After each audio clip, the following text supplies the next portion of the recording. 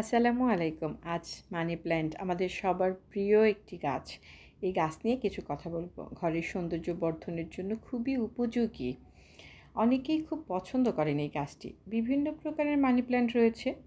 এই গাছটি কেবল মাটিতে নয়, পানিতেও খুব সুন্দরভাবে বেড়ে ওঠে। মানি প্ল্যান্টের খুব বেশি যত্নের প্রয়োজন হয় না। ইনডোর ও আউটডোর দুই জায়গাতেই বেড়ে ওঠে এবং সব পরিবেশেই এরা নিজেকে মানিয়ে নেয় খুব সহজেই।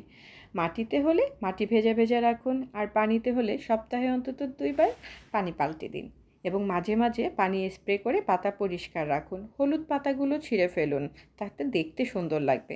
ঘরের সৌন্দর্য বর্ধনেও, ঘরের বাতাস বিশুদ্ধকরণেও কিন্তু এর জুড়ি নেই। স্পাম সল্ট আর ফাঙ্গিসাইড স্প্রে করে দিন মাসে 2 বার। আর খেয়াল রাখবেন গাছ রুট বাউন্ড হচ্ছে কি না। গাছ সঠিকভাবে সঠিক সময়ে রিপোর্টিং করা কিন্তু খুবই জরুরি।